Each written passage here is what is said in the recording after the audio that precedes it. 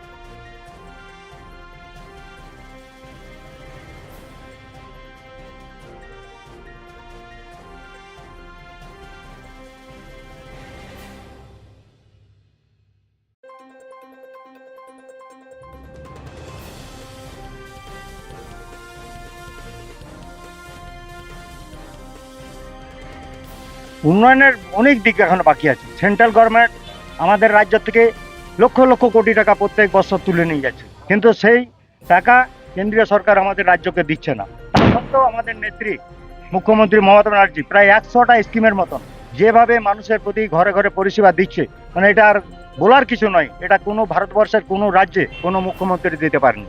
আপনারা দেখেছেন 1 বছর আগে দিল্লিতে নির্বাচন হয়ে গেছে, প্রতিশ্রুতি দিয়েছিল প্রত্যেক মহিলার অ্যাকাউন্টে 2-2.5 হাজার টাকা করে ঢুকবে, কিন্তু এখনো পর্যন্ত 1 বছর হয়ে গেল কোনো অ্যাকাউন্টে ঢুকেনি।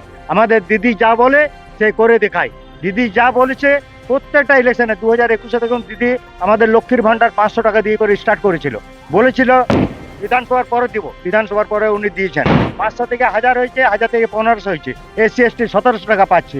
আজকে যে পরিষেবা, আজকে যুবসাথী, যুবকদের জন্য এটা বেকার ভাতা নয়, যুবকদের সাহায্যার্থে, যুবক যে কোনো জায়গায় ট্রেনিংয়ে যাক, কোনো ইন্টারভিউ দিতে যাক, কোনো কিছুতে যেতে যাক, তাতে সাহায্য করার জন্য দিদি এই রেখেছে স্কিমটা, যে যুবকদের 21 থেকে 40 বছর বয়স পর্যন্ত তারাও যাতে নিরাশার মধ্যে না থাকে এবং তারা যাতে সচ্ছলভাবে যে আমাদের পরিবারের কাছে যদি সাহায্য না পেয়ে পারে, তারা যাতে বেকার না হয়ে যায়, তাদের ইন্টারভিউ দিতে পারে, সেই জন্য এই সাহায্যটা করছি।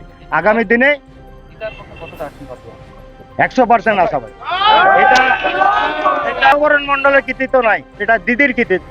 80% কাজ তো দিদি করে দেয়। আমরা খালি লোকালে আমরা চাইবো আমরা মানে আইন শৃঙ্খলা বজায় ঠিক রাখি, আর দিদির প্রকল্পগুলো প্রত্যেক মানুষের বাড়িতে ঢুকিয়ে দিই, তাহলে পরেই আমাদের 100% বিজেপি এখনো পর্যন্ত রানীগঞ্জে নমিনেশন এখন পর্যন্ত প্রার্থী ডিক্লেয়ার করতে পারেনি। আপনার বিগত দিনে আপনার আমার প্রতিদ্বন্দ্বিতা দেখুন বিজেপি, সিপিএম, কংগ্রেস সবই আছে। প্রতিদ্বন্দ্বী হিসেবে আমি যখন ফিল্ডে কাজ দেখতে পারবো, কোন প্রার্থী আসছে, কিভাবে এগোচ্ছে, তারপরে আমি প্রতিদ্বন্দ্বী হিসেবে করবো।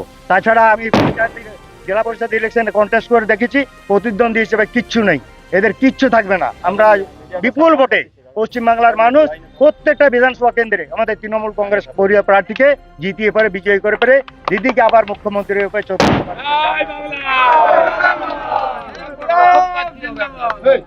প্রথম কাজ দেখুন, দিদি তো সমস্ত কাজই করছেন, কিছু কিছু কাজ যেটা খুব জরুরি, যেটা জলের সমস্যাটা আজকে কেন্দ্রীয় সরকার প্রত্যেক বছর 1.5 থেকে 2 লক্ষ কোটি টাকা আমাদের রাজ্য থেকে তুলে নিয়ে যায় আপনার জিএসটি বাবদ।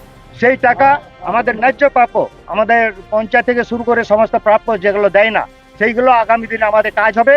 বিজেপিকে 2029-এ হাঁটানো, না হলে পরে এই টাকা আমাদেরকে দিতে হবে, না হলে 2029-এ বিজেপিকে ভারতবর্ষ থেকে গদি ছাড়া আমাদের করতে হবে। সকল মানুষকে প্রতিজ্ঞা নিতে হবে, এই বিজেপি হাঁটাও, দেশ বাঁচাও।